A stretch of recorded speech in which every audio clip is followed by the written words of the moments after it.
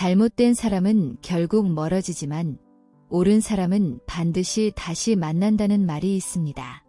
여러분, 저는 희진입니다. 영상 하단 설명을 클릭하고 가입하여 더 많은 혜택을 누리세요. 오늘 나눌 이야기는 60세 이후 이혼한 부부에 관한 것입니다. 결혼이 끝났다고 해서 사랑을 다시 찾을 수 없는 것은 아닙니다. 지금부터 퇴직 후 이혼한 사람들의 이야기를 들려드리겠습니다. 2010년 제6차 인구조사에 따르면 노년층의 이혼율은 30년 전과 비교해 2배로 늘었으며 전 세계적으로 노년층 이혼 열풍이 불고 있습니다. 서양에서는 이를 실버 이혼이라 부르고 일본에서는 중년 이혼이라고 부릅니다. 이혼한 많은 부부는 30년 이상을 함께 해왔습니다. 전통적인 은혼식 이후에도 그들이 왜 이혼을 선택했을까요? 한 설문조사에 따르면 노년 이혼의 약 80%는 아내의 제안으로 이루어졌고 60%는 오랫동안 이혼을 고려해왔다고 합니다. 오늘은 그중 4가지 이야기를 들려드리겠습니다. 이 나이의 행복과 자유로움을 추구하며 살아가는 것이 중요하니까요. 류씨 62세, 서울에서 4년 거주. 저는 지난달에 이혼했어요. 이혼 제안은 제가 했고 남편은 매우 놀랐습니다. 우리는 자유연애를 했고 1980년에 결혼해 이혼할 때까지 40년을 함께 보냈습니다. 전 남편은 대학 교수였고 그때 저는 그의 재능과 말솜씨를 매우 존경했어요. 연애 시절에는 아주 달콤했고 우리는 함께 많은 일을 했습니다. 결혼하고 자식을 낳고 평범한 행복을 꿈꾸며 살았죠. 집도 몇 채 있었고 아들도 키웠습니다. 하지만 사람은 변하는 법이죠. 청년기, 중년기, 노년기로 갈수록 사람은 달라집니다. 나중에는 서로 할 말도 없게 됐어요. 그는 나이가 들면서 교수 일을 오래 하다 보니 사소한 것에 집착하기 시작했습니다. 가령 함께 예출했는데 걷다가 그는 어디론가 사라져 버렸습니다. 저는 그가 목적지에서 저를 기다리고 있을 줄 알았지만 도착해도 그가 없었습니다. 그를 기다리며 오랜 시간을 보냈는데 그는 전화를 받지도 않았어요. 제가 그에게 의견을 제시하면 그는 듣지 않고 제가 너무 참견한다고 말했어요. 또한 그는 내가 어디 있든 마찬가지 아니냐. 남자들은 다 똑같다고 했습니다. 저는 항상 그에게 예의를 지키며 식사나 여행 등 모든 일에서 그의 의견을 물었는데 그는 갑자기 저에게 살이 쪘다고 못생겼다고 비난했습니다. 저를 뚱뚱한 여자라고 조롱했어요. 저는 그가 어디서 그런 자신감을 얻는지 모르겠고 제 자존감은 그의 독단 속에서 무너져 갔습니다. 나중에 텔레비전에서 직진남이라는 말을 배웠는데 그가 바로 그 사례였습니다. 지난달에 우리는 이혼했습니다. 제 아들은 이미 커서 자신의 가정을 꾸렸고 우리 일에 크게 신경 쓰지 않았습니다. 저는 이혼을 결단력 있게 제안했고 이혼 합의서에 따르면 공동재산과 집은 모두 그에게 넘어갔습니다. 저는 일찍부터 저축을 해왔고 제 명의로 된 집도 있으며 연금도 있기에 전혀 걱정하지 않았습니다. 남편은 제가 정말 이혼할 줄은 몰랐던 모양이에요. 그는 저보다 10살이나 많았고 아마도 제가 계속 그를 돌볼 줄 알았겠죠. 이혼 당일 저는 모든 사진을 불태웠습니다. 놀랍게도 아무런 후회나 아쉬움도 없었습니다. 이혼이 우리 세대에게는 상상하기 어려운 일이었지만 저는 이혼한 것을 부끄러워하지 않습니다. 제 친구들 모두가 알고 있어요. 요즘 뉴스를 보면 한국, 일본, 중국, 영국, 미국 어디를 막론하고 60세에 이혼하는 것은 더 이상 특별한 일이 아닙니다. 다른 사람 때문에 남은 40년의 행복을 막을 필요는 없습니다. 이 나이에 이르면 즐겁고 자유롭게 사는 것이 최선이라 생각해요. 왕씨 82세, 대전에서 30년 거주. 저는 82세입니다. 이미 은퇴한 지 22년이 되었죠. 첫 번째 이혼을 한 지도 22년이 지났습니다. 그날은 아내가 갑자기 이혼 서류를 꺼내 들었어요. 이미 서명도 되어 있었고 재산과 집에 대한 목록도 나열되어 있었습니다. 저는 모든 것을 그녀에게 주겠다고 했습니다. 저는 아무것도 필요 없었고 빈손으로 나왔습니다. 이혼을 제안하고 나서 정식으로 이혼하는데 일주일도 걸리지 않았습니다. 그 후 저는 짐을 모두 정리해 원래 살던 동네에 작은 원룸을 빌렸습니다. 그때 저는 60세였는데 대도시에 처음 온 젊은 사람처럼 느껴졌습니다. 소유물은 없었지만 무한한 희망과 전에 없던 가벼움이 느껴졌습니다. 그녀와의 결혼 생활은 30년간 이어졌습니다. 제가 30세였을 때 그녀는 26세였어요. 그녀는 매우 아름다웠고 제가 먼저 다가가 구애했습니다. 결혼 초기에는 생활이 조화로웠으나 시간이 지나면서 그녀의 성격이 점점 이상해졌습니다. 저는 그제서야 우리가 정말 맞지 않는다는 것을 깨달았습니다. 저는 남들이 보기에 깨끗한 사람으로 여겨졌지만 그녀는 항상 저를 더럽다고 했습니다. 예출 후 침대에 옷을 올려놓으면 그녀는 그것을 바닥에 던지며 저를 꾸짖었습니다. 사무실 바닥에 약간의 물이 있었고 그는 내가 화장실을 제대로 내리지 않았다고 불평하며 매일 아침 말다툼을 했습니다. 그건 단지 사소한 일들이었어요.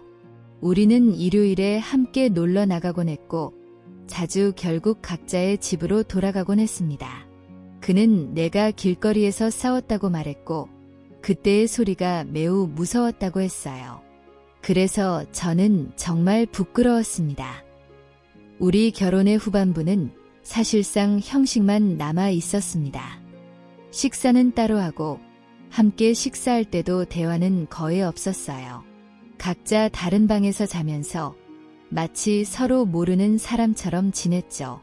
집안 분위기는 매우 침울했고 남편이 이혼을 제안했을 때 저는 전혀 놀라지 않았습니다. 우리 이혼의 근본적인 원인은 남편이 저를 사랑하지 않는다는 것이었습니다. 이혼을 결심한 후에야 알게 된 사실인데 남편은 결혼 첫날부터 작은 검은 수첩에 제가 언제 무엇을 했는지 적어두었더군요. 그 수첩에는 그가 생각하는 저의 잘못들이 기록되어 있었습니다. 결혼 첫 해부터 시작해 수십 장에 걸쳐 기록이 되어 있었고 한 장 한 장 넘길 때마다 제 마음은 산산이 부서졌습니다. 수첩을 다 읽고 나서 저는 완전히 절망했습니다. 만약 지금 다시 선택할 기회가 주어진다면 저는 그와 결혼하지 않았을 것입니다. 딸을 위해 이 결혼을 몇 년 더 유지했지만 결국 이혼했고 딸의 결혼식 때도 참 어색했습니다. 그해 6월에 딸이 결혼했고 7월에 남편과 이혼했으며 8월에 저는 퇴직했습니다. 딸이 결혼한 후 어느 날 딸이 저에게 말했어요. 아빠, 제가 결혼해보니 왜 아빠가 이혼을 하셨는지 이제야 이해가 가요. 딸의 결혼 생활은 행복했지만 그녀는 저와 전처의 예전 생활을 떠올리며 말했습니다. 사실 노년층의 이혼은 복잡하지 않습니다. 주민센터에서 이혼 절차를 밟고 재산을 분할하는 것은 어렵지 않아요.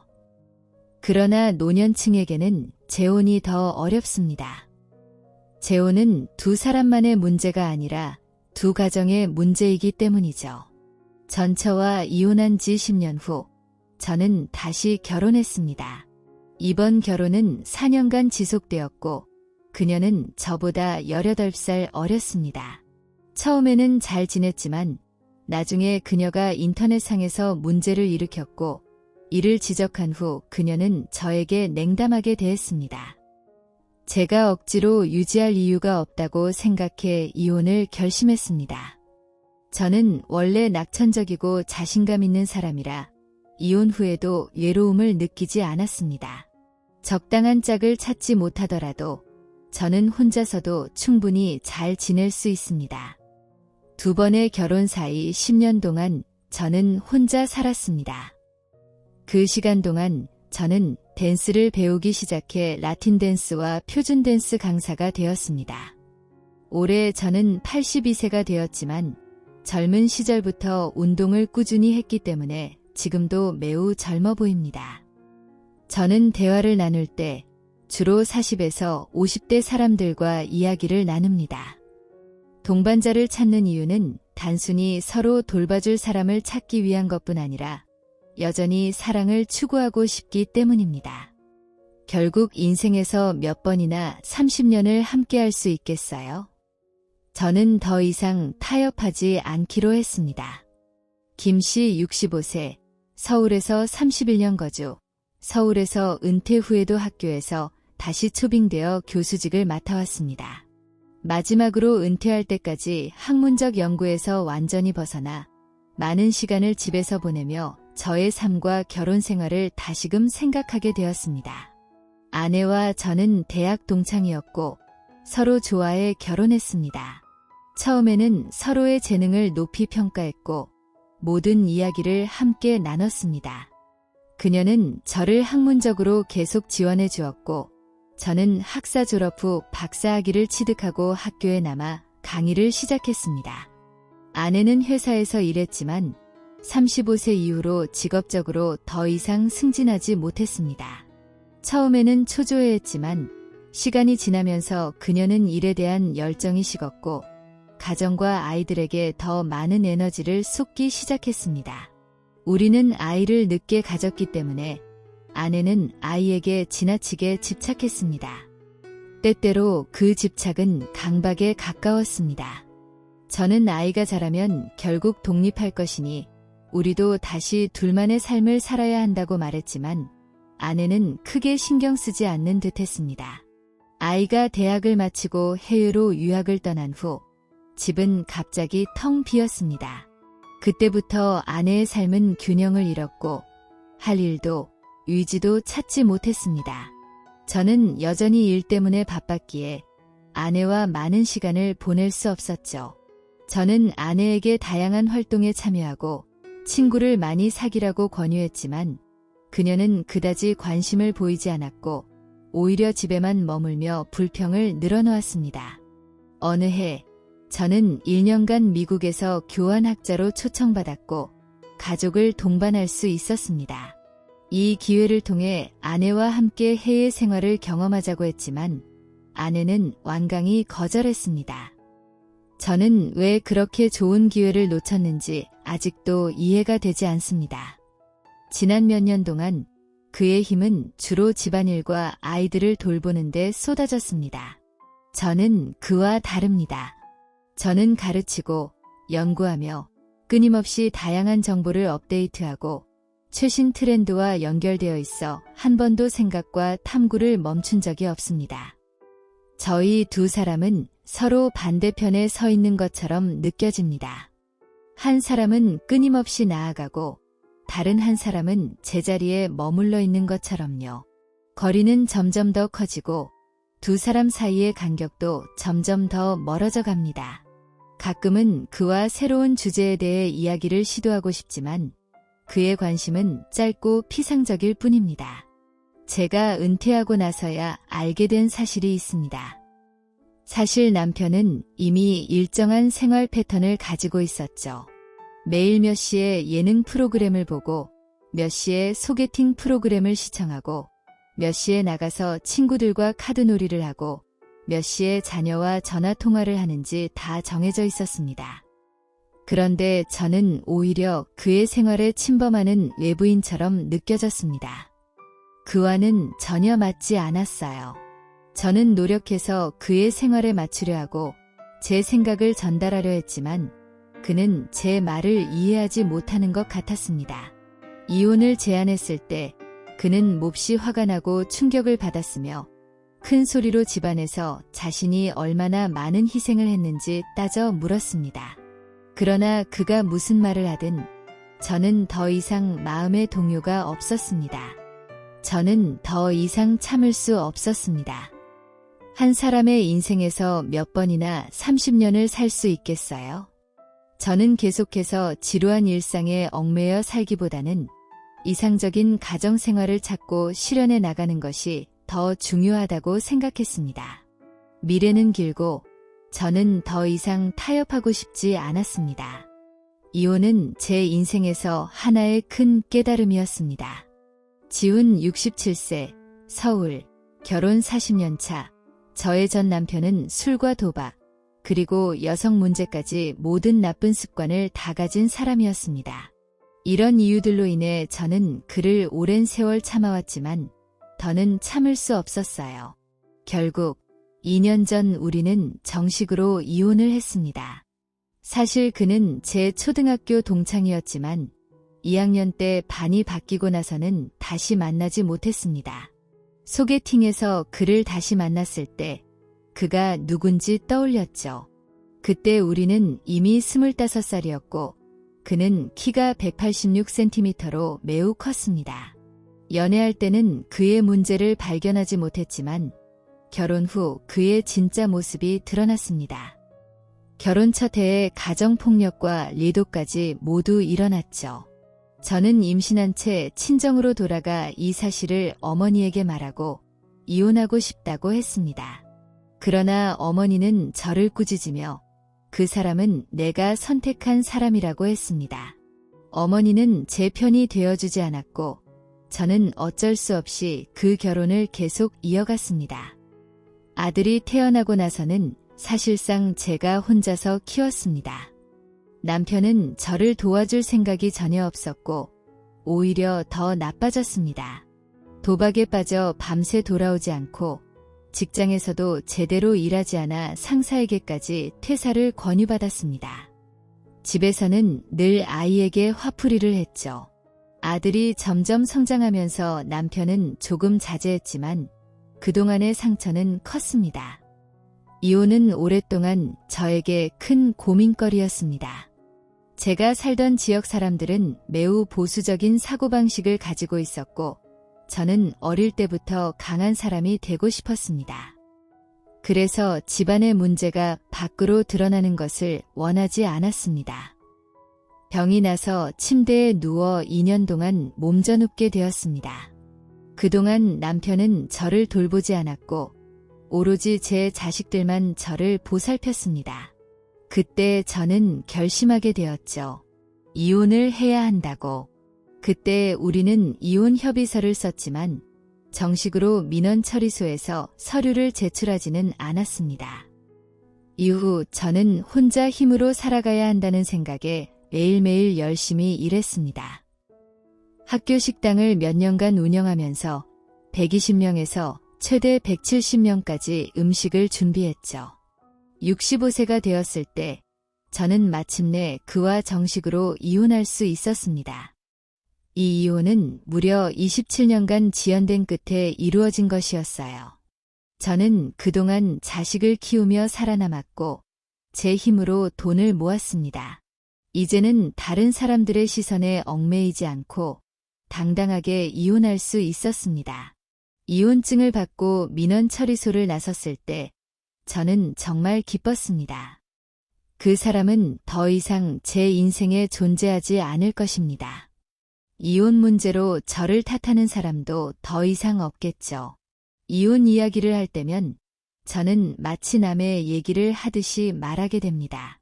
이제는 아무런 상처도 남지 않았기 때문에 혼자서도 매우 자유롭고 즐겁게 살 수 있습니다. 저는 글씨를 쓰고 노래를 부르고 춤추고 그림 그리는 것을 좋아합니다. 하고 싶은 것을 모두 하면서 살고 있어요. 자식들은 저를 매우 잘 이해해주고 자주 찾아와 저를 돌봐줍니다. 만약 제 인생의 절반을 고통 속에 살았다면 이제는 남은 삶을 멋지게 그리고 자유롭게 살아갈 것입니다. 많은 노년층이 이혼을 결심하는 이유는 단지 배우자의 불륜이나 가정폭력 같은 이유 때문만은 아닙니다. 그들은 인생을 다시 돌아보면서 자신의 결혼 생활에 새로운 기준을 요구하게 됩니다. 오늘의 이야기는 여기까지입니다. 여러분의 생각을 댓글로 알려주세요. 여러분과 다시 만날 날을 기대하겠습니다.